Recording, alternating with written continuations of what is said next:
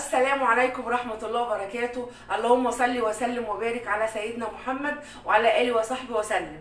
ازيكم عاملين ايه؟ احب ارحب بكل المتابعين واحب ارحب بكل الشعب السعودي الجميل اللي انا ضيفة عندهم.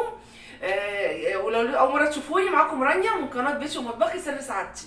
النهارده بقى رجعت لكم فيهم جديد وفيديو جديد. ويا ترى فيديو النهارده ايه يا رانيا؟ بس قبل ما نبتدي الفيديو افكركم، لو لسه ما اشتركتوش في القناه انزلوا اعملوا اشتراك وفعلوا زرار الجرس، اختاروا الكل عشان يوصلكم كل جديد مني. وتابعوا الفيديو الاخر. لو عجبكم اوعوا تنسوني في لايك وكومنت حلو كده يفرحني ويسعدني عشان نرفع القناه ونساعد الفيديو على النشر. يا احلى متابعين في الدنيا.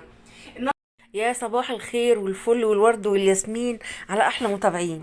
ازيكم عاملين ايه؟ وحشتوني. انا اسفه على التاخير بجد لان النت عندي ما كانش متظبط، وانا الفيديو ده كان قديم شويه من يوم عيد زواجي، يعني انا وزوجي. فمعلش بقى، سامحوني لو انا اتاخرت عليكم في الفيديوهات.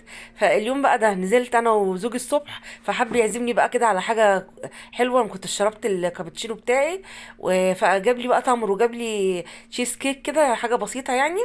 فقلنا نفطر الاول وبعدين نخرج نشتري شويه حاجات كده للبيت، ومنى فسحه برضو. بصراحه كان يوم جميل قوي، والسعوديه جميله، وكل ما بخرج كل يوم بكتشف فيها حاجات اجمل واجمل.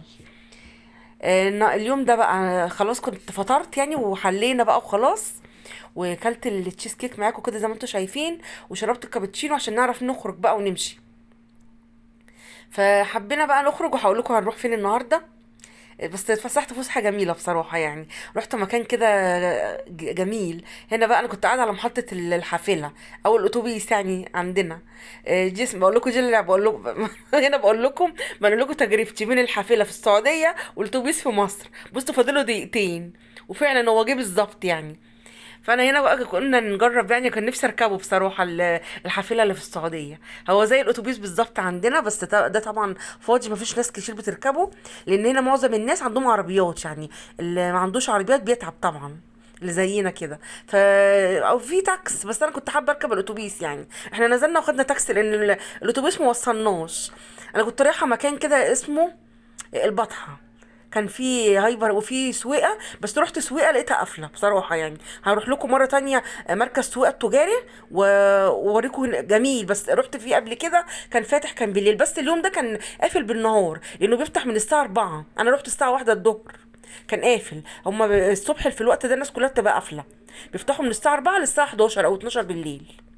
فهنا بقى بعد ما نزلنا من الأتوبيس طبعا أو الحافلة، ما وصلناش لانه ما كانش رايح نفس الطريق بتاعنا. نزلنا خدنا تاكسي، بس انا كنت نفسي اركبه يعني.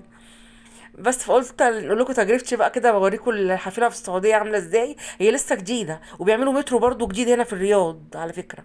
يعني هيسهل الطريق لان الرياض كبيره جدا قد مصر 3 مرات. فيعني صعب بقى. هنا بقى نزلنا وصلنا البطحه، اسمه هايبر لولو. لولو هايبر، بس جميل قوي بصراحه يعني، عجبني جدا. كبير، ولقيت فيه كل حاجه، لقيت فيه عطاره، ولقيت فيه اسماك، لقيت فيه لحوم، لقيت فيه فراخ، لقيت فيه حاجات جميله قوي، وحاجات انا كنت يعني بدور عليها مش لاقيها لقيتها. الكمون ما كنتش لاقيه لقيته هناك. فجبت بقى العطاره اللي انا كنت محتاجاها. كبابه صيني، ورق لوري، هيل اللي هو الحبهان. ورق اللوري بيقولوا عليه ورق غار. وجبت اسماك وجبت جمبري برضو، لقيت ان في حاجات جميله قوي بصراحه، عجبني.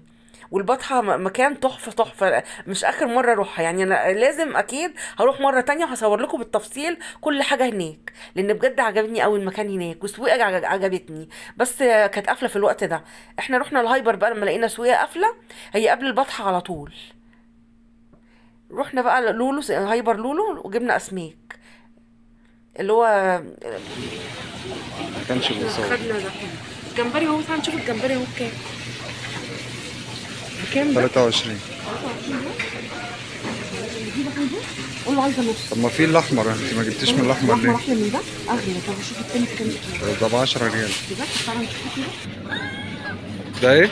جمبري فراوله. فراولة؟ ده عشان احمر غير الجمبري التاني. ده اغلى. ده بكام؟ 39 ريال و90 يعني ب 40 ريال. ده عشان جمبري فراوله. ماشي. شوفوا بلح ده ب 40 البحر. ريال. بلح البحر حلو. بكام الكيلو؟ ده ب 70 ريال. والنبي حمدي كفايه مشيني من هنا. لا ده ايه ده؟ سمك مقبل بالحليب. في سمك بالحليب ده بيتاكل على طول، ده مستوي. اللحمه بصراحه يعني شكلها حلو كل حاجه، بس ما عجبتنيش يعني. انا زوجي بيجيب لي من جزار هنا جنبينا وبلدي وطازه وكل حاجه احلى، لكن انا جبت من اللحمه دي ما عجبتنيش بصراحه. في لحمه مستورده، في برازيلي، في لحم جملي، في لحم خروف، في ضاني، في كل حاجه، كل انواع اللحوم موجوده. ولو عايزه تفرمي بيفرم لك، ما بياخدش منك فلوس. السمك عايزه تنضفيه بينضفه لك، ما بياخدش منك فلوس. بس اللحمه الافضل ان احنا نجيب من جزار بره، لان ما عجبتنيش بصراحه يعني. بس الفراخ كانت حلوه، انا جبت فرختين كان نزل عليهم عرض الاتنين بسعر واحده. فرخه سليمه كده جميله بصراحه. الفراخ كانت حلوه مش وحشه، شوي يعني. بس اللحمه بصراحه ما عجبتنيش، ما انصحش حد ان يجيب لحوم من الهايبر يعني. الافضل انك تجيبي من جزار كده زي عندنا في مصر. وهنا برضو لقيت شامبوهات، لقيت جيلي، صابون، كل حاجه موجوده. اي حاجه يعني انا كنت عايزاها لقيتها بصراحه هناك. يعني كان في حاجات انا كنت بدور عليها ما كنتش لاقياها. الهايبر لولو ده جميل قوي، ليه فروع في كل مكان. يعني كل مكان في الرياض موجود ليه فروع في كل مكان. النهارده بقى بصوا غدانا كان ايه. عملت صينيه سمك بوري، المفروض في الفرن بس انا ما عنديش فرن بقى. عملتها على العين من فوق في السوسيس كده بالبطاطس والطماطم والليمون والبصل والثوم. بصوا عايزين نشوفها بقى استوت ولا لسه. نجيب سكينه كده ندست كده ايه عليه. شكلها استوت. نشوف السمك بقى كده. السمك شكله برضه مستوي. لا استوى. تشرب الميه بس كده تنشف اهي. نطفي عليها. عندها ايه، نغطيها عليها لحد ما تنشف خالص. نجيب بقى معلقه كده ونشوف ايه الرز. ما رضيتش اعمل بالطماطم ولا بالصلصه عشان باظ مني قبل كده، فانا عملته ابيض بقى مع السمك كده.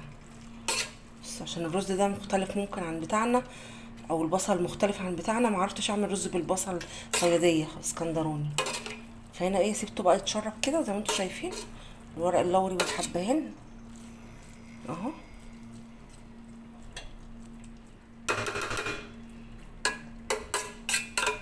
بس كده مغطيه عليه.